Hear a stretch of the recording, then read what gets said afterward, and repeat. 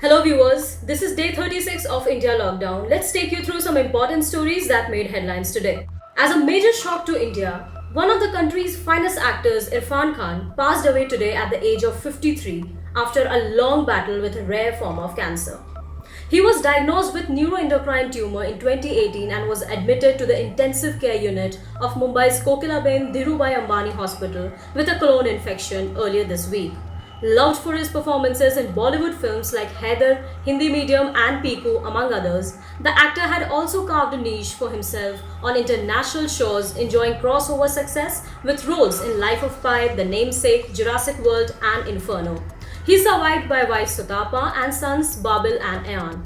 In a major development, the Ministry of Home Affairs has decided to allow the movement of migrant workers, pilgrims, tourists and students stranded at different places. MHA has asked states to designate nodal authorities and to develop standard protocols for receiving and sending such persons. Buses will be used for transportation in compliance with disinfection and social distancing norms. Voices on lifting the lockdown and restarting the engines of the economy have started coming from India Inc. Mahindra Group Chairman Anand Mahindra on Tuesday vouched for a comprehensive lifting of the nationwide lockdown, cautioning that doing otherwise could make industrial recovery painfully slow. JSW Group Chairman Sajjan Jindal said that while the lockdown has had a positive effect in containing the virus, it was imperative to move focus on the economic well-being of the country. Former Finance Minister and Senior Congress leader P. Chidambaram on Wednesday urged the government to announce a scheme to protect the salaries and wages of 12 crore people as employers are facing financial crunch in the wake of COVID-induced lockdown. He also called upon the government to announce a financial package for the MSME sector and provide financial assistance to states to fight the novel coronavirus pandemic. He further proposed a paycheck protection program for workers. Meanwhile, SpiceJet on Wednesday told its pilots that they will not be paid salaries for April and May. Those who have been operating cargo flights will get paid for block hours flown. In an email to the pilots, SpiceJet Flight Operations Chief Gurucharan Arora wrote that as of today, 16% of our aircraft and 20% of our pilots are flying. Well, now let's take a look at the latest figures across different states in India. My colleague Sandesh will take you through the same. Over to you, Sandesh. Thanks, Deepshikha. With 73 deaths and 1,897 new cases, the last 24 hours saw the sharpest ever increase in death cases in India. As of 9 am today, India has reported 31,332 confirmed cases, including 22,629 active cases and 7,695 cured or discharged cases. The death toll now stands at 1,007. 19 more people have been tested positive for COVID-19 in Rajasthan, taking the total number of cases to 2,383. An 11-month-old baby among 73 new coronavirus cases were reported in Andhra Pradesh, taking the total to 1,332.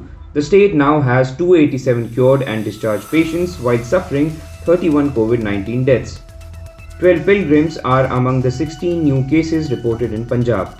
12 more people have been tested positive for COVID-19 in Buxar, taking the total number of cases to 378 in Bihar. 3 new cases of COVID-19 have been reported in Odisha, taking the total number of cases to 122. 21 new positive cases reported in Agra district, taking the total number of cases in Agra to 425. Total death toll stands at 11, while 69 people have been discharged. COVID-19 cases in Haryana stands at 308, including 224 discharges and 3 deaths.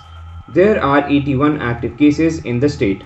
Madhya Pradesh saw 94 positive cases on Tuesday, taking the total number of positive cases in the state to 1,466, including 65 deaths. That's it from my side. Back to you, Deepshikha. Thank you, Sandesh. Now let's take a look at how the markets have performed today. My colleague Saloni is here to give a brief insight on the same. Over to you, Saloni. Thank you, Deepshikha. Well, here's what moved the market today. Sensex and Nifty rallied for the third consecutive session, with Sensex adding 606 points while Nifty closed above the 9,500 mark. HDFC Twins, ICICI Bank, TCS and Infosys were the top Sensex contributors. India Wix eased for the sixth session in a row, falling 4.31%. Shares of Axis Bank declined 4% after weak Q4 numbers. RIL, HUL, and Tech Mahindra will post their Q4 results tomorrow. On the currency front, the rupee surged 52 paise to close at 75.66 against the US dollar. US oil prices rebounded strongly today, a day after a massive sell-off triggered by a major US fund selling its short-term holdings of the commodity amid virus-triggered shortage concerns. WTI crude futures surged nearly 13% to $14 per barrel. Well, that's all on the market front. Back to you. Thank you, Saloni. Now let's take you through some important headlines from all around the world. Deaths from coronavirus in the US has surpassed the toll of the Americans who were killed in the Vietnam War. According to Johns Hopkins tracker, the pandemic has killed more than 58,000 people in the US as of Tuesday. Airbus says the aviation industry's unprecedented troubles are just beginning. Even after virus-related travel restrictions eventually ease, Airbus CEO says it will take a long time to persuade customers to get back on planes. Just how long, he can't predict. The European manufacturing giant reported 481 million euros in Q1 losses, put thousands of workers on furlough, and sought billions in loans to survive the coronavirus crisis.